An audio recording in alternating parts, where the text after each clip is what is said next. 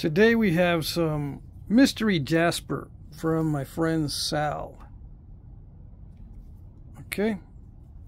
I haven't tested it yet. I don't know what it's going to be like. This is raw. It's not heat treated. You can heat treat those, tabular type pieces when they're thick like that, but I did not heat treat it. Okay. I don't know if it's already heat treated. It might be. We'll see.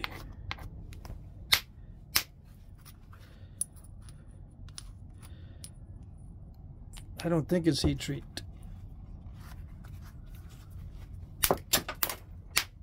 Feels raw. I probably should heat treat it.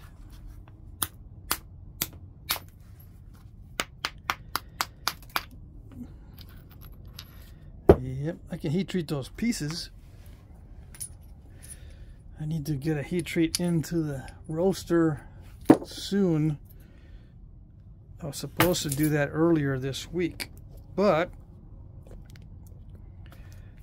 it did not happen. So,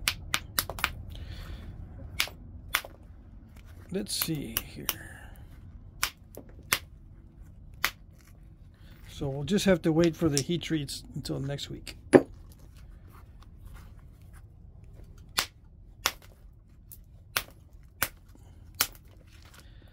So what is it? It's a Jasper. Indeed it is. What is Jasper? It's just a type of chert that is not translucent, and it has an unusual color.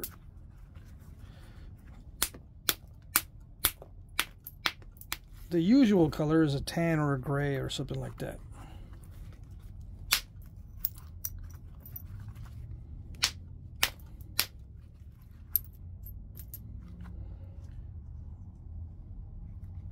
Some light color or translucent. Those are not Jaspers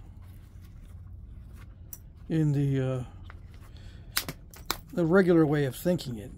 Now, I don't know what is geologically classified or how it's classified by geologists.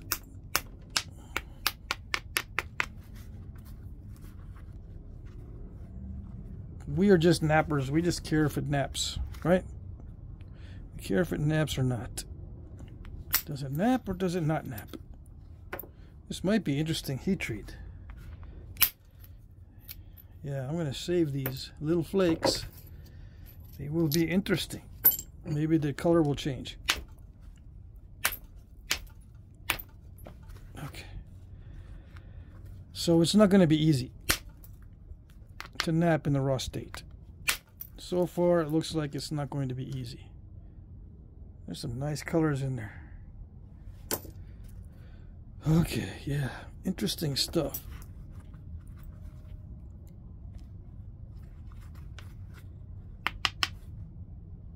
It's kind of crushy. Let's see. Billets are nice and all, but they don't always give you the best result. I got some boppers. I got some regular copper boppers with a rounded lead-filled heads on them. Oh yes, I did get some at the Knapping. I can just break out a leg pad and start bopping like crazy if I want to. But I don't normally nap that way. That's why you don't see it on the channel, but I am open to doing it. The reason why I mention that is because I will be delving into other techniques or revisiting, either trying new things out or revisiting old techniques that I used to do. I started with a bopper. Yeah, when I first started, I got the normal toolkit. It's easy to get the boppers from somebody that has an extra one, or I just borrow one at the Knappings. One of the knappings I went to, they just had boppers sitting there for anyone to use. So that's what I used.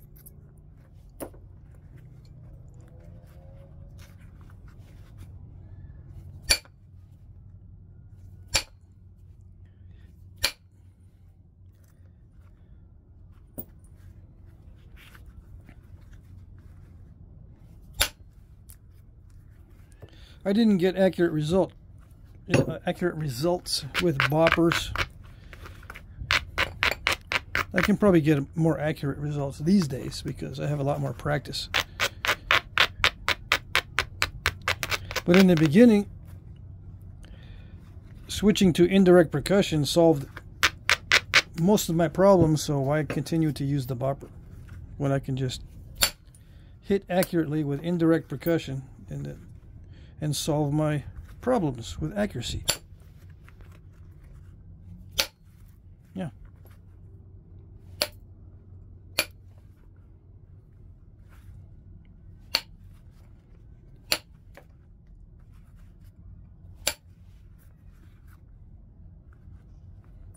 All right, which end is which? There's a crack in there, so I'm still dealing with issues. We shall see. I might lose this whole area right past that crack. This whole area in here.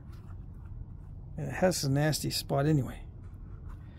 There may be another crack in here, but I don't think so. I think this is a healed crack. Let's see.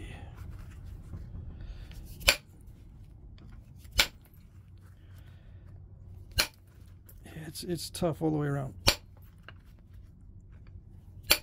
Yeah, this area is not any tougher than the rest of it. I'm going to take off that square edge. They call it a square edge even though the angle's not exactly 90.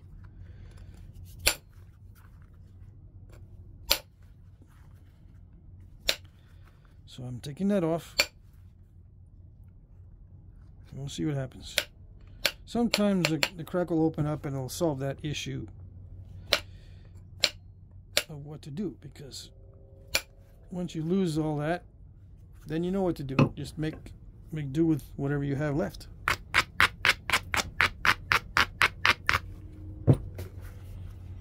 Okay. The trick is to get under that to get to the solid stuff.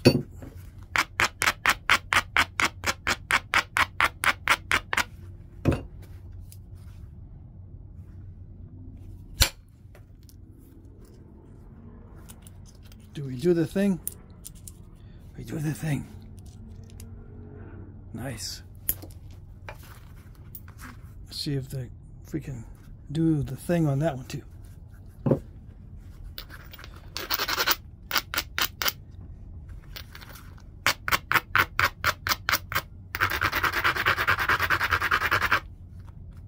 Let's see. It's tough enough. I think I can power through it and just smash that step fracture out of there. Ready? Did it do it? Yes. Okay. So that's the hardest part. That's the worst. We did that first. And yes, I know it rhymes and it's intentional. Makes it easy to remember. What's the strategy? Do the worst first. In this stage, when you get down to thinning the thin point or thinning the thin biface, the strategy changes a little bit, because presumably you've already removed all the worsts. So now you're just going for the look of it, or the final shape if you're doing it to spec, or if you're accustomed to only making a certain type of point, then you're going for that certain type. Alright, so we got a triangle. What do we do?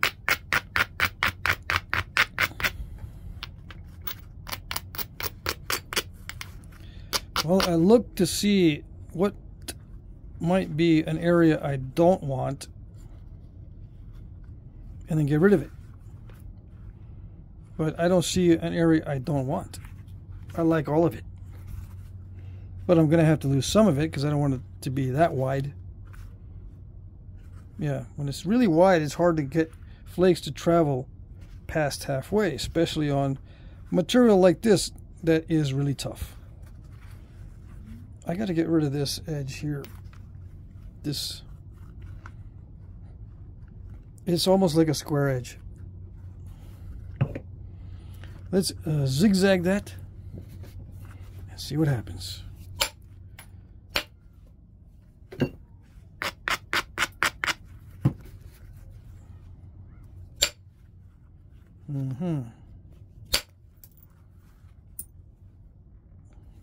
It doesn't flake. It doesn't flake easily through the cortex. That's pretty typical. So even though that looks nice, I might not want to keep it if it's not going to be cooperative. We don't want it as part of the biface. We want a nice nappable biface so we can get whatever we want.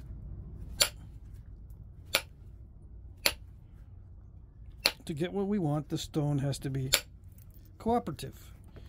Although no stone wants to be arrowhead, there are stones that are more cooperative than others. Or less resistant, I should say.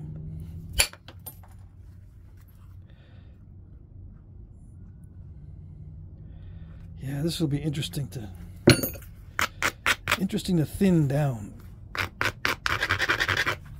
Interesting in quotations,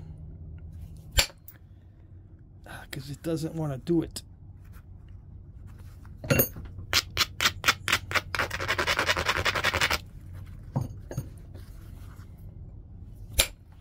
One of the rules in flint napping, or one of my rules, is the prettier the stone, the harder it is to nap. That's a rule that I came up with after lots of observations. You know, when you observe nature and you notice the apples fall off a tree straight down, you go, after observing all that, the rule is the apple falls straight down as long as there's no wind when it falls off a tree. Well, I've noticed many times the most beautiful stone is the hardest to nap. And there's two reasons. One, because the stone is not cooperative. And two, you don't want to mess it up, so you get all nervous. And a nervous napper is not usually a good napper. Even though they might have tons of experience, if you get nervous, you tend to not want to do the aggressive strikes. And when you don't want to do the aggressive strikes, you don't get it thin. Nope. You've got to risk breaking the whole thing to get it thin. You didn't know? Now you know. Is that why you're breaking everything? You're saying, oh, that's why I'm breaking everything. No, you're probably breaking everything because it's fragile. You're working with fragile stuff. Just like you're supposed to.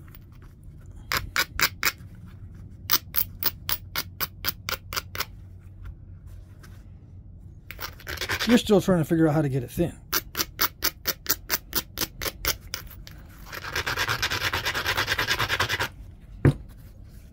How do you get something thin that's also fragile?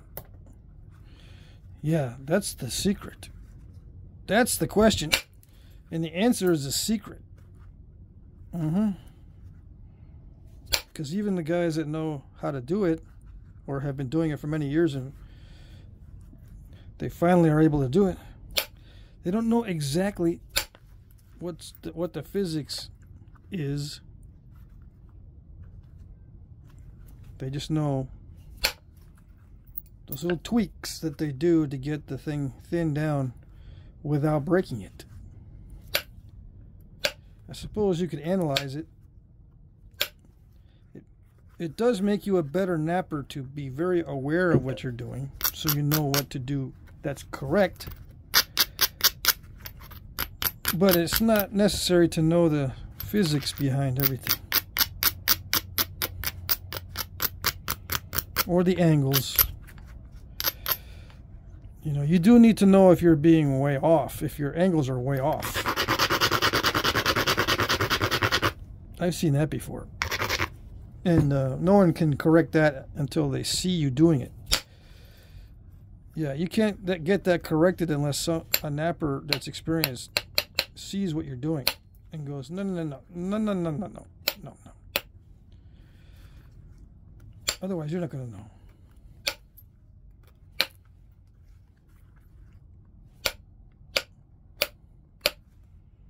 Not quickly, anyway. Eventually, you'll figure out, yeah, I'm not doing it right.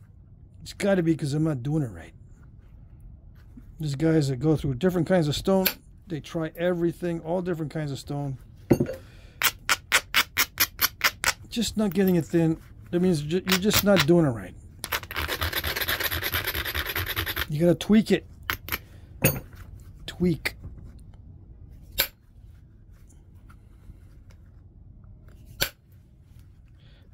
Flintknapping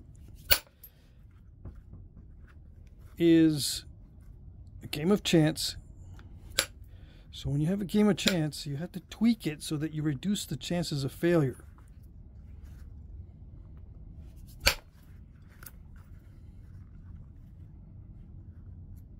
Yeah.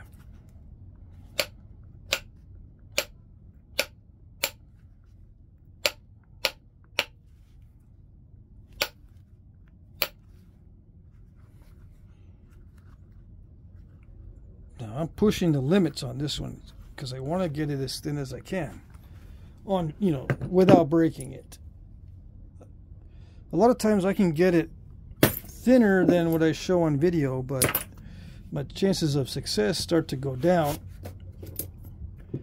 and I don't want that to happen on video too often, and I don't want it to happen with this because this is the only piece that I have of this, other than all the little flakes I'm going to heat treat.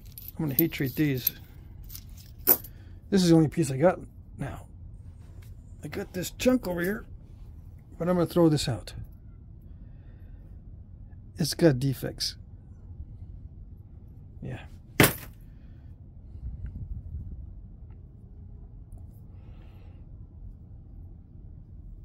I don't have to thin it any more than that, but I am going to because I think I can get it thinner. Yeah.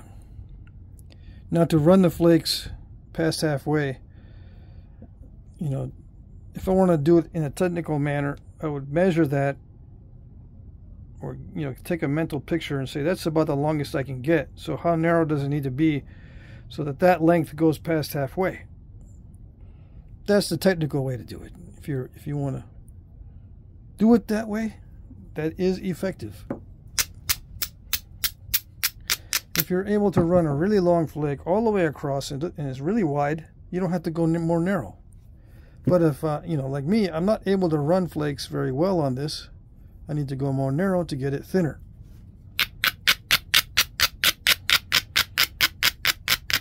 That's not physics, that's just logic. Some people think logic is just as hard to understand as physics. Yeah. If you're in that boat, then you can't use logic for flintknapping. If you're in that boat, I don't know what to tell you.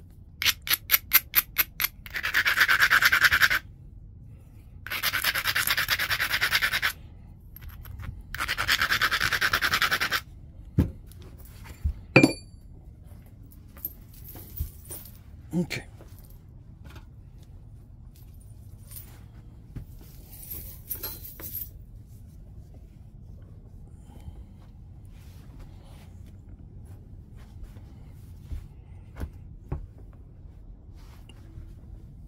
And yeah, some guys do end up napping better when they know the physics behind it. But I think it has to do with attitude and not necessarily understanding. It just has to do with attitude. Like, oh, I feel better now that I know what the physics is.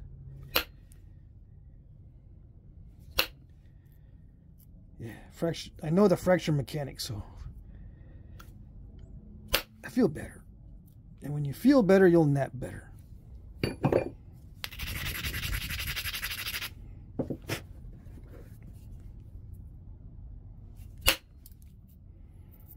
Nice. See, I can go halfway, more than halfway now. Thanks to the steel. Why thanks to the steel? I lose less energy. It doesn't dimple as much as the aluminum. It doesn't lose as much energy. And this edge, this material is able to provide an edge sufficiently strong to carry flakes across its surface. Sometimes, if you want to think of it like a formula, sometimes the edge strength is not enough to carry the flake or to hold together enough so that the force can travel far enough across the face to remove a good flake. If you have a material that doesn't allow you to hit hard enough, you're not going to get the long flakes. You're just going to get crushing. You might get some that are long out of luck, but the edge will crush and you won't get the long flakes. If that happens, you need to grind it a lot.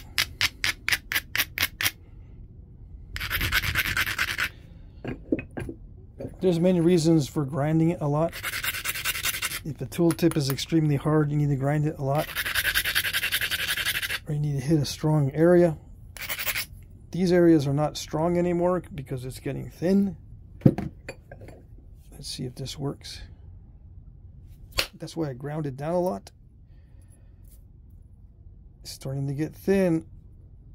So in order to get an edge that will support that amount of force, it's got to be ground down. That sort of thing.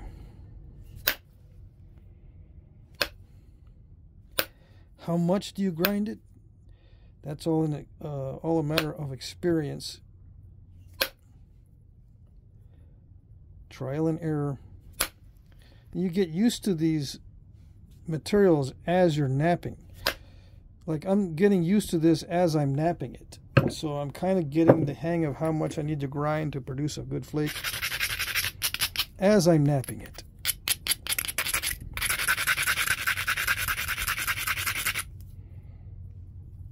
So yes, it's good to practice on other material first. You know, if I had a bunch of this Jasper, it would seem much easier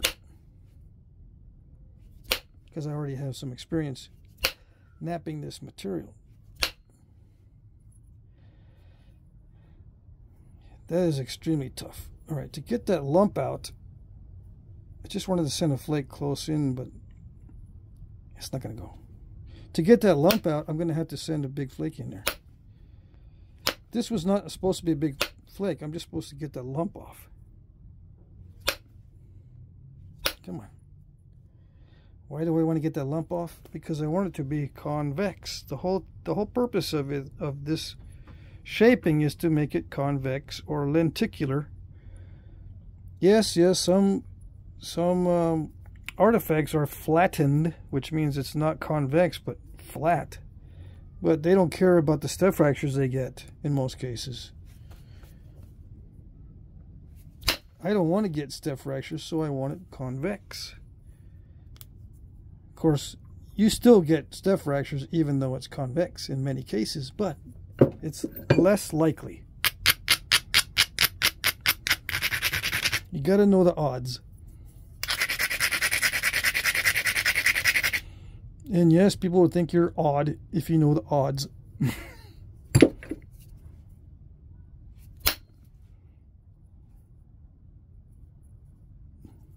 If you've done that much research and you know the odds, you're a little odd. Yep. I guess that's what I call it, odds. Yes? No? No? Dang it. That's what that's what should be the history between that. I mean, history of that.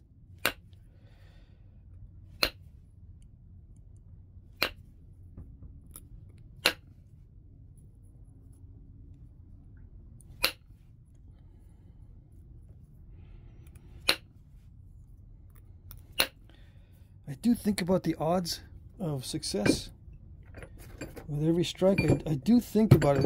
It is there. Sometimes I ignore the odds and I do it anyway. It's probably not going to work, but there's not much choice. I don't have much choice, or if I do have a choice, I don't like the choice or whatever. So just like there, I crushed it. I was trying to cheat. The odds were not that great that I was going to get that out of there, but I tried it anyway. That's why I had it. That's why it came up in conversation, because that's what I was thinking. I don't know if I should do that, but I did it anyway. Now let's see. I get a better edge. See how it's, I don't know if you can see, but it's more bevelly. See how it's bevelly? Beverly Hillbillies? No, that's Beverly. It's not Beverly, it's Beverly. Yeah.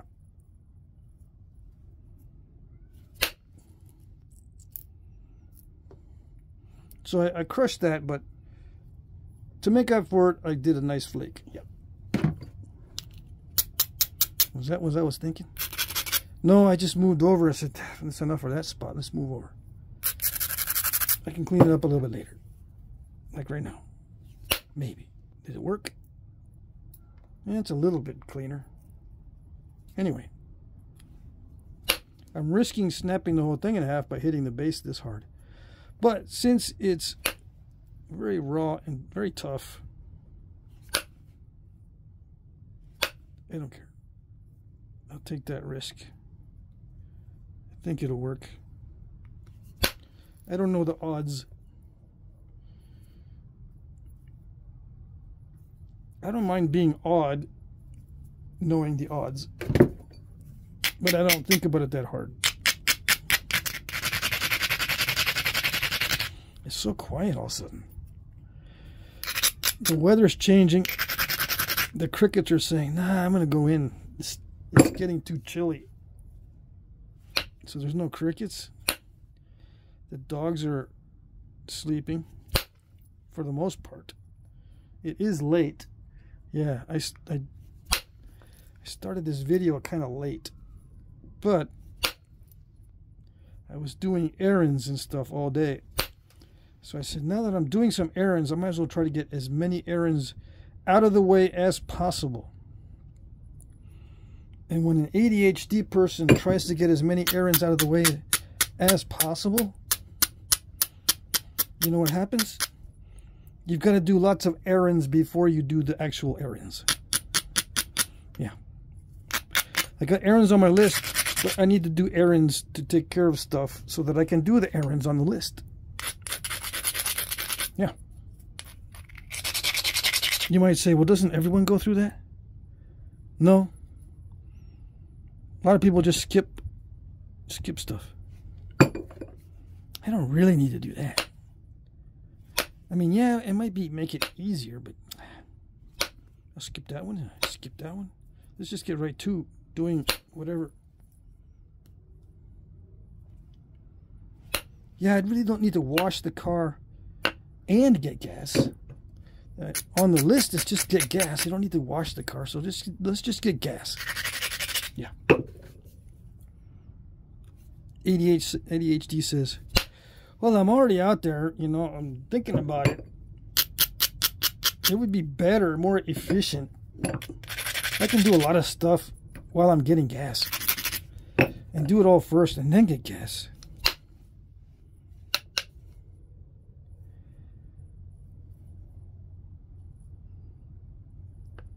that way.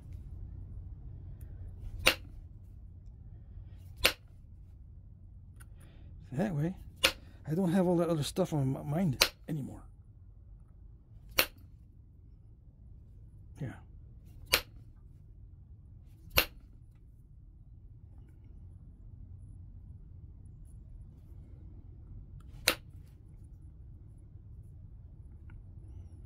So what do? You run to the post office because, yeah, I could always use some more small flat rate boxes. I need to go get some more.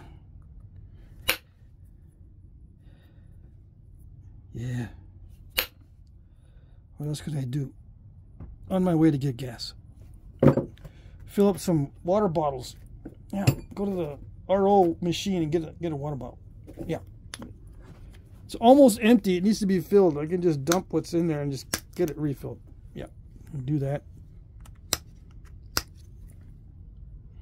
It's on the way to the gas station.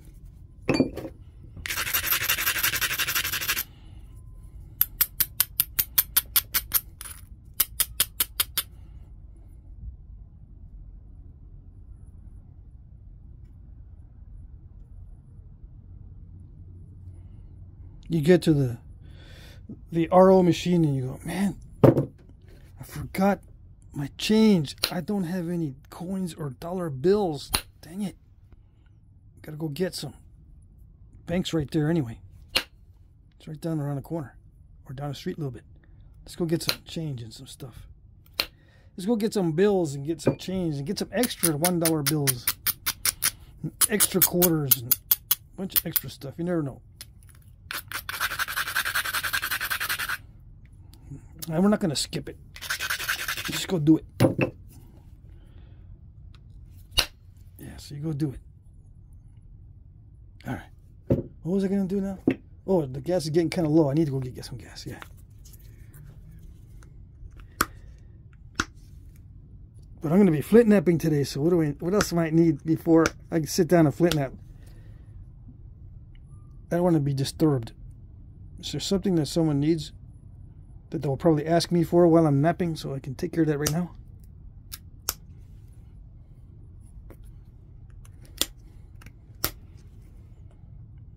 Yeah, let's go get a pizza. The pizza place is right there.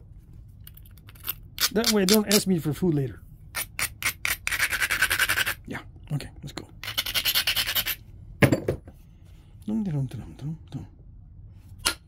Besides, and pizza makes the car smell really good. Oh yeah. I love driving around with the pizza smell. Even though I don't eat pizza anymore. I love driving around with the pizza smell. Did I actually do all that stuff today? No, but you know, you get the idea.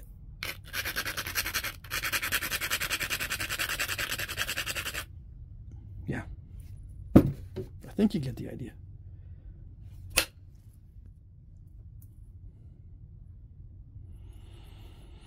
Okay, what do I do now? This is getting, I still can't get to that in a good, I still can't get into a good position to get that off of there unless I make it more narrow. The best angle of attack would be, the closest side is usually the best side to attack it. But in this case, there's a concavity here that's more pronounced than the concavity on the other side. So if I try from this side, even though it's closer, it'll probably step fracture right before that. So if I go on this side and strike it extremely hard and risk breaking everything, I can probably get that lump out. But I gotta take this side back. But if I take this side back, I'm gonna lose my little cute cortex. Or just leave it in. Yeah. Or get a cheater tool and see if I can pop some of that out. Did I tell you I got more cheater tools coming in the mail?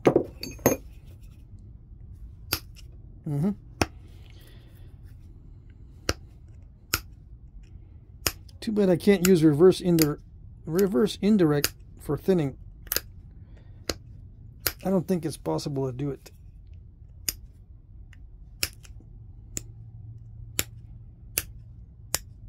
Because the angle is just too drastic. You have to instead of hitting the face of the workpiece, you're going to hit the edge, you know. You get the indirect percussion tool sitting there, the reverse indirect tool.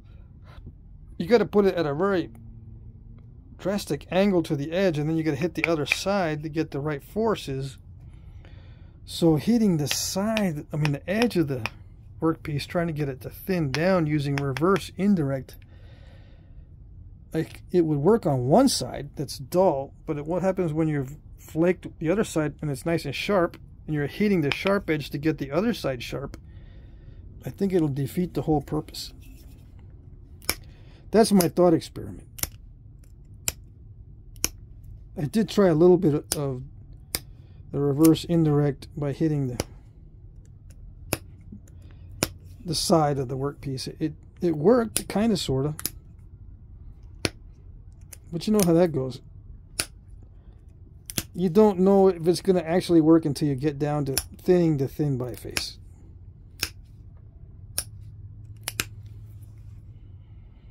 You don't really know if it's going to work until you start doing it. Down to the, you know, start doing the nitty-gritty napping. Yeah. Nothing matters until you get down to the nitty-gritty. That final step where you're trying to thin down everything so that it kind of looks like you know what you're doing.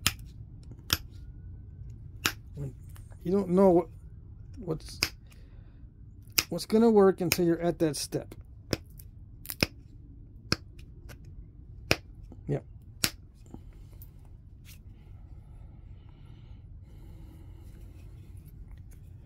So right now I'm regularizing. That's my term for making everything look nice and even. To see where I can maybe attack that final lump right there. I think I might have I think I'm seeing a spot that I might be able to use. Yeah, that ridge there. This ridge here.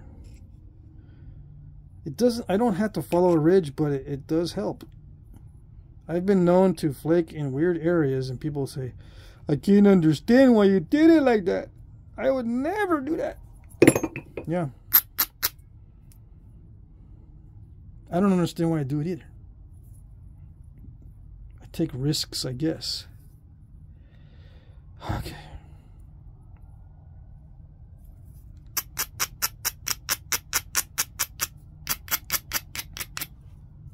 I was not feeling well this morning, so I slept and slept and slept. I think I slept for 10 hours.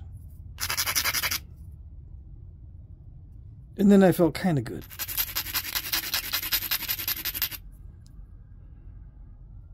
I always blame it on what I eat. I must have eaten something. I must have cheated somewhere. I've been eating ketchup lately. It has corn syrup in it, so messes with my cravings.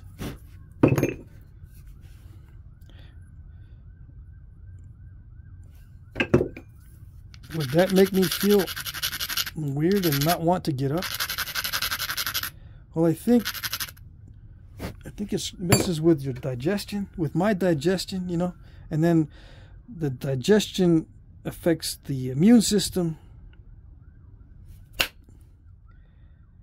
and then once your immune system is kind of wonky, you kind of get the blahs. You go, ugh, I don't know if I feel right. Yeah, so now you know the story. You gotta watch what you eat, because it not only affects your weight, it affects your immune system. Affects your insulin levels. When you get older, your insulin producing mechanism is not as good as when you're younger.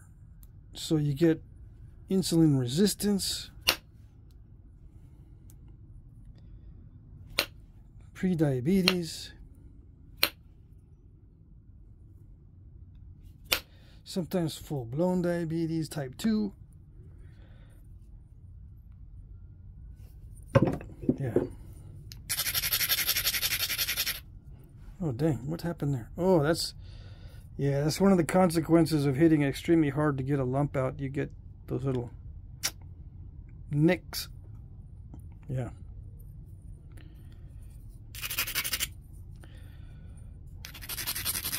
Little nicks.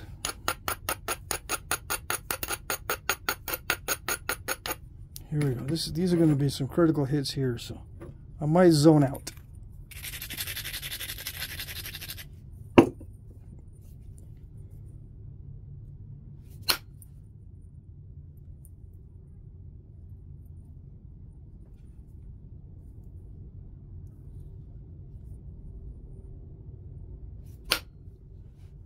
Ouch. I don't like it when I hit it and it doesn't do anything. And many times that means there's an incipient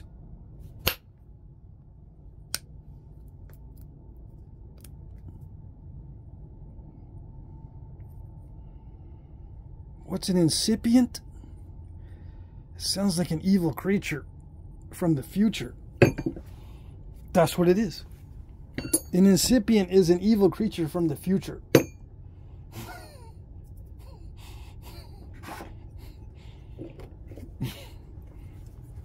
Okay, here we go. That's as far as I want to go.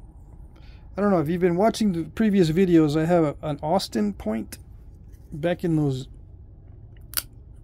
nap in videos. It's made of a material that naps almost exactly like this Jasper. I guess the Austin point is made from a yellow tannish yellow Jasper, because it naps just like this. It can get really crackly, but I ground it down enough. Luckily, it didn't get all crackly on me, but you never know. It could start messing up at this stage, because it doesn't want to be an arrowhead. Remember,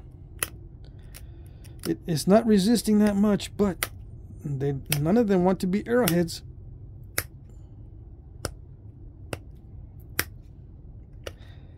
They don't want to do any work. They just want to sit around and be stones and rocks and just sit there. Yep. They don't want to be used for hunting or used to generate income. Oh no. They just want to sit around.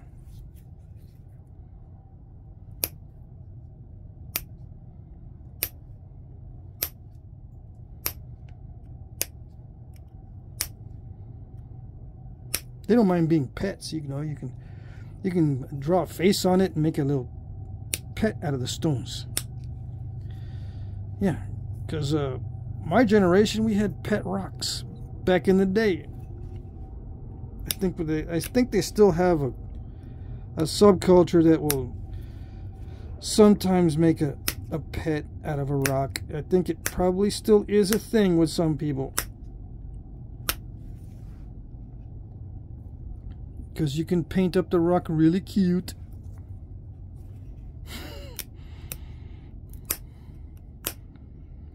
You never heard of that?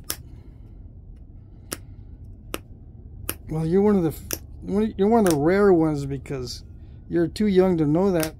There's not many young people that watch this channel, so you're one of the rare ones. If you're an old guy, then you forgot about that, or you weren't really into that. You gotta stop.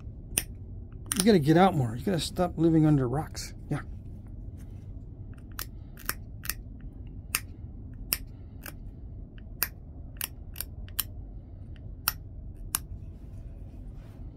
It's funny how rocks are in our language in many different ways. What am I gonna do about that? It looks stupid, but it has a crack in it right there, so I don't know. To get that out, I've got to go even more narrow. Well, it's never stopped me before.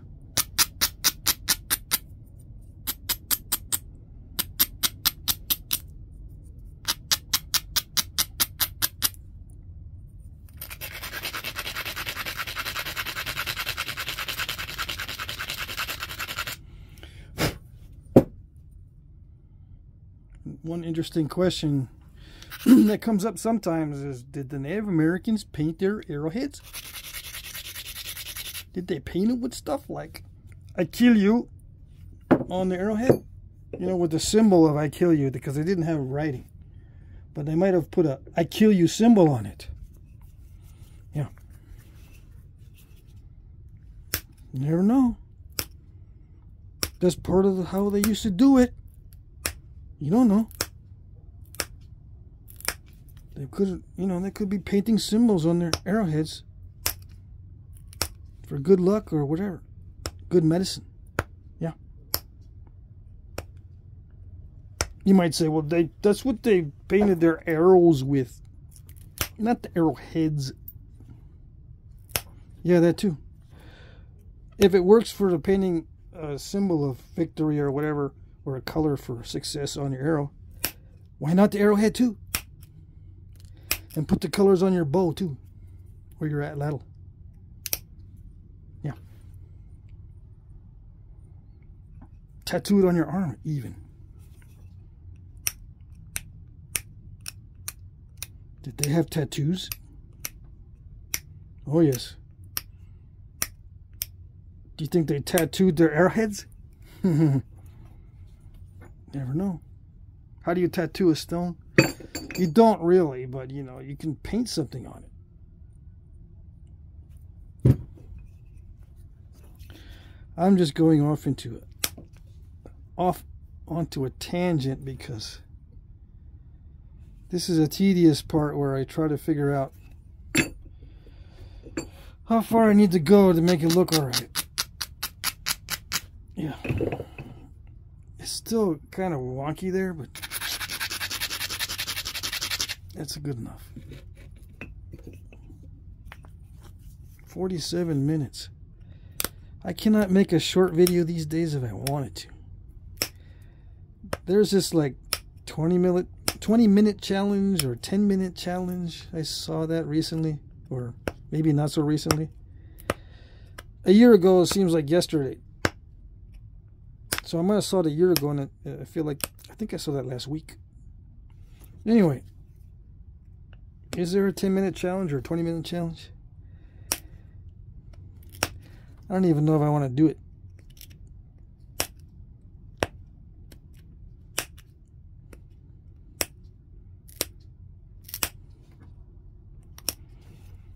Because I'm trying to be really persnickety these days. Yeah, a lot of people like these long format videos. A lot of people like the short format.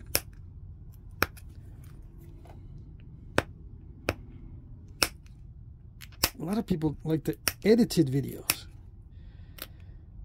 Yeah, that seems to be the way to go with the edited videos. But I'm not going to do it.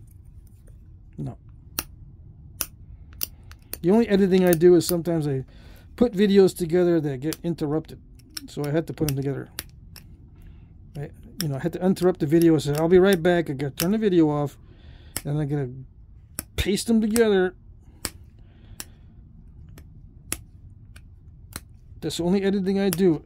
Is just put them together if I need to. Sometimes I leave them in separate parts.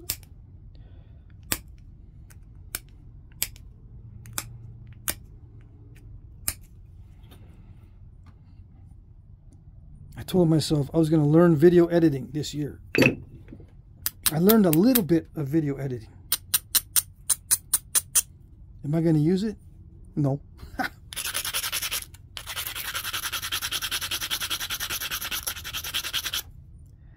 No, I'm not going to use it.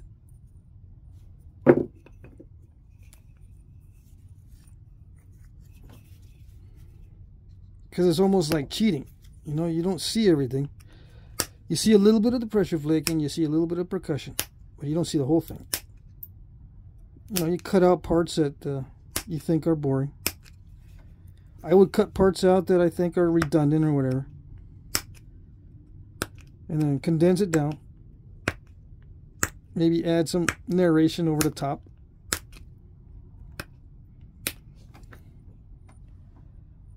Or tunes in the background that are not going to violate copyright.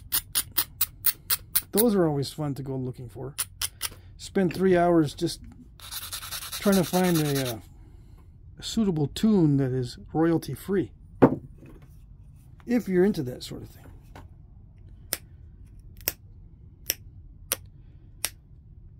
I did that way back in the day. I have a couple of videos with a little soundtrack,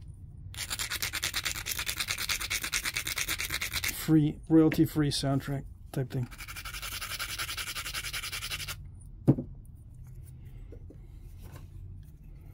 It was kind of cool, but it takes time. You might say it only takes like an extra 3 minutes, dude. What are you talking about?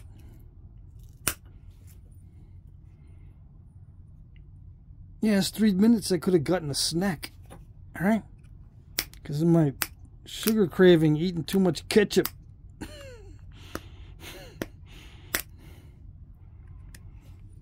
What got me into eating ketchup? Well, I ate over at my friend's house the other day, recently, and I had some good chipotle sauce, and I go, man, I miss having sauces and stuff on my food, because I just eat straight meat, no sauce. The only thing I eat is salt and pepper, and maybe not even pepper. Yeah, meat and salt and water on most days. But you get me spoiled, and I want to eat I want to have sauces and stuff. Such a pain to watch the old diet. But it's worth it. Yep. Definitely worth it.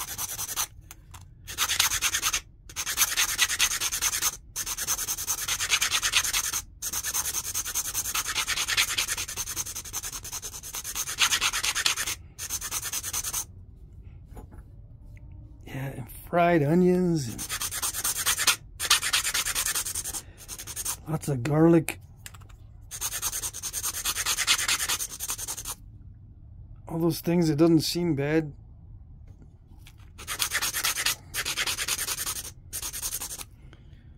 But I'm sensitive to carbs. I start getting, I start crashing. Blood sugar spikes and crashes.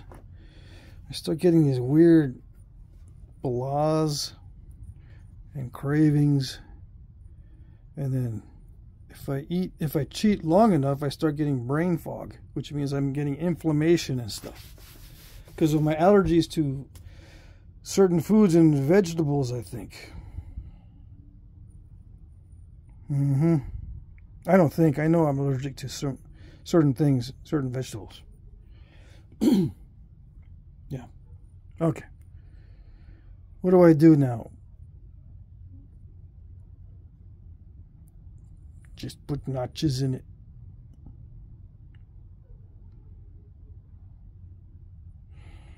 Yeah.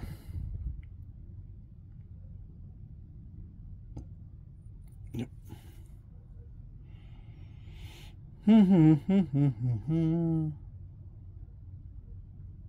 Okay. I was preparing to do notches anyway, but I'm trying to think, what notches do I put? I'm just going to go with it, whatever.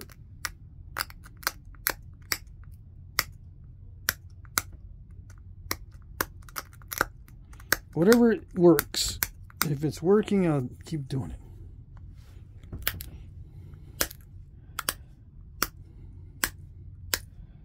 I'll start kind of adventurous by making it a wide base and with nice long barbs and a deep notch. I'll be adventurous to start with, and if it breaks anywhere, then I know what I need to do.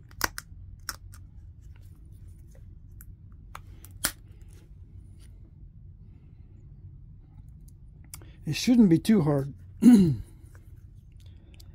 because it's kind of thin.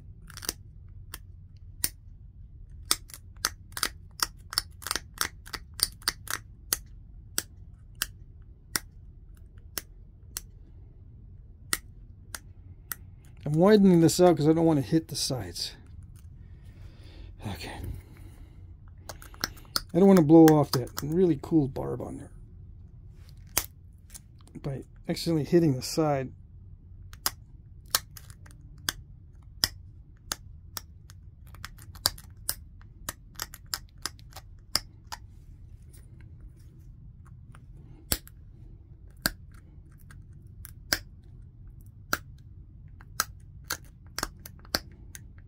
I'm going to try to go as narrow as I can.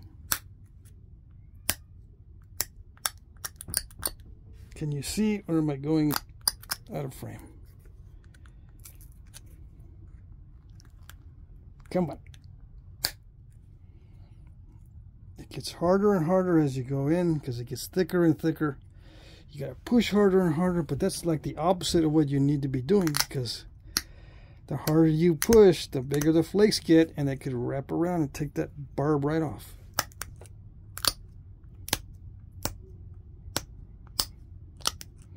Those flakes are sneaky. If you give them a lot of energy, you know, you fill up the gas tank and you give them a big engine, you let them drive the hot rod, you know, pushing really hard with the pressure flaking is like letting someone drive a hot rod. It's just, you step a little bit on the gas and it goes everywhere. Same with pushing on a pressure flake really, really hard. You really don't know what's going to happen. It's kind of reckless.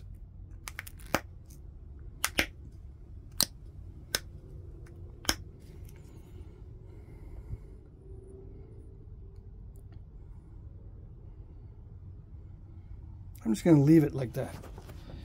Let's do the other side.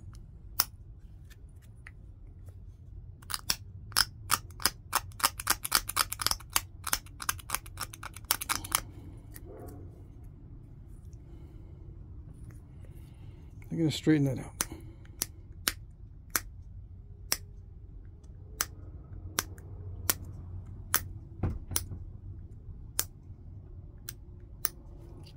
So it doesn't look like, I don't want the barb to look like it's drooping.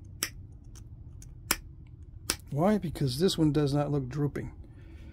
This one was kind of drooping down a little bit on this side.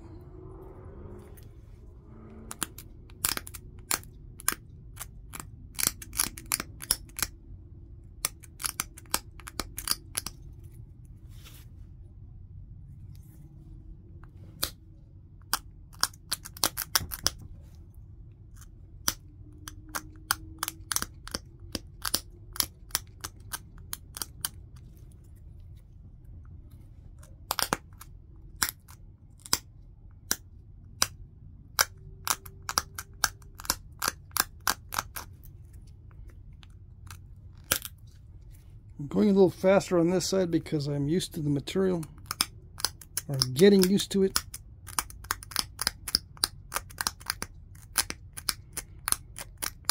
I already know what I'm going to do, so I can go a little bit faster.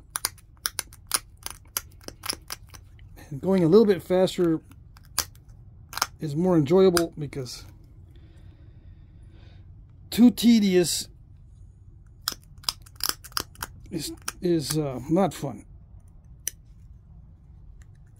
Not for me anyway. Some people like to get tedious, really like it.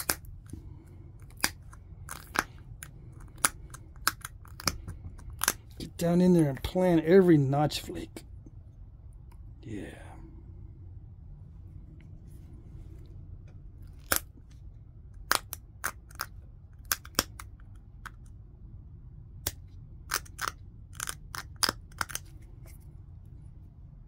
I kind of just beat it into submission.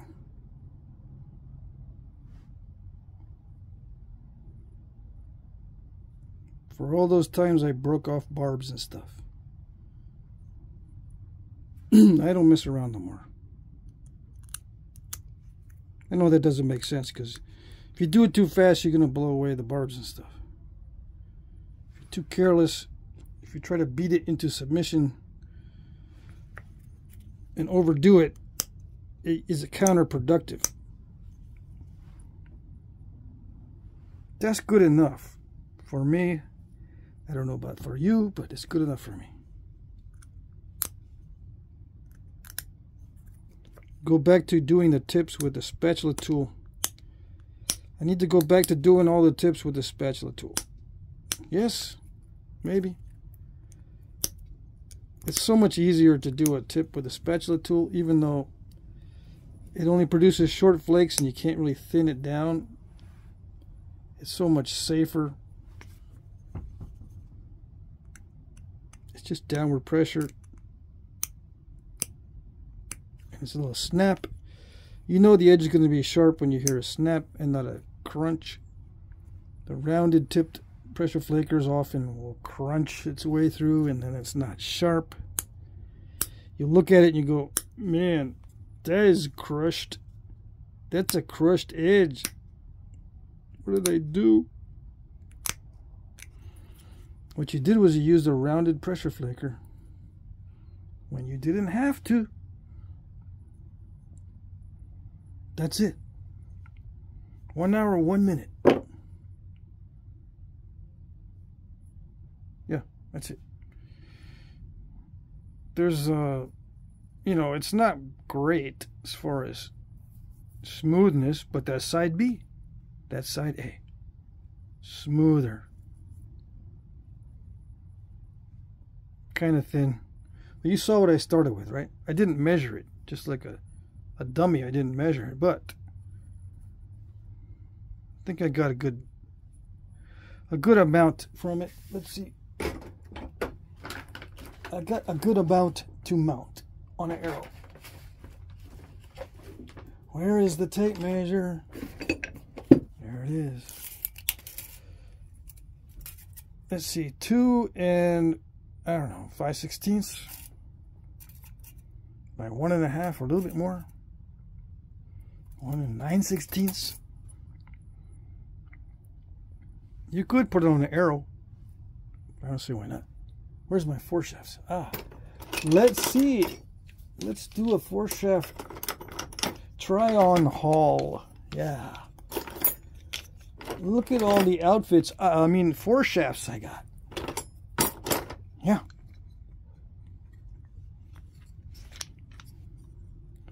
Yeah, you don't think I don't get notifications of try-on hauls for some reason on my feed, on my YouTube?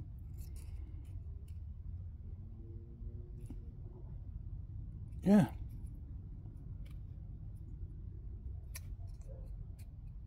Do I watch them? I gotta admit, once in a while I do, yeah. Alright, so I know it fits into that one, but that's this is a little bit too long. See, let's look at an arrow 4-shaft. See, this is like an arrow 4-shaft. Where's the other arrow 4-shafts? See, they're not very wide in diameter because I make these so they can be inserted into cane or whatever. They're fatter down here than they are up here.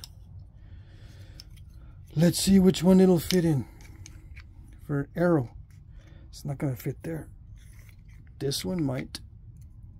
Yeah, but I've been trying too many. It cracks right there. So you'll have to get a nice fat arrow shaft to make it look right. It looks better on a lateral dart 4-shaft, like this one. Yeah. This is an lateral dart 4-shaft. And it fits in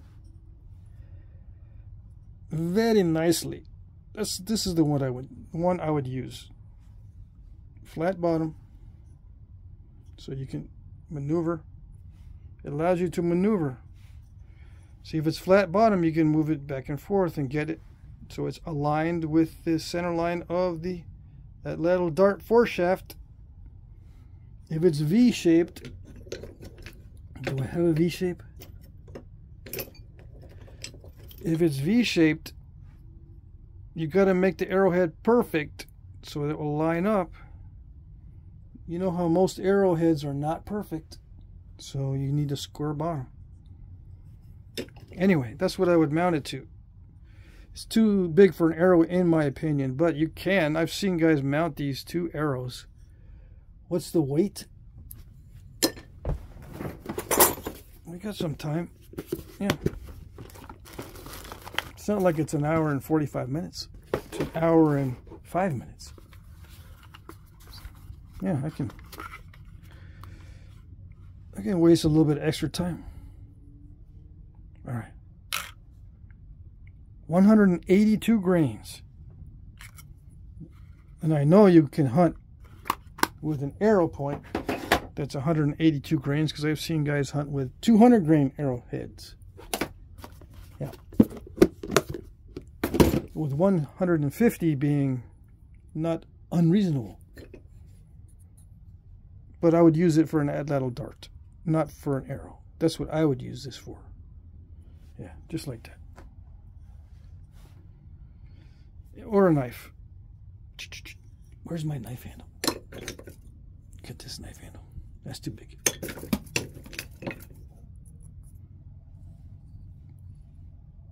That's my little knife handle. I would use it for that too.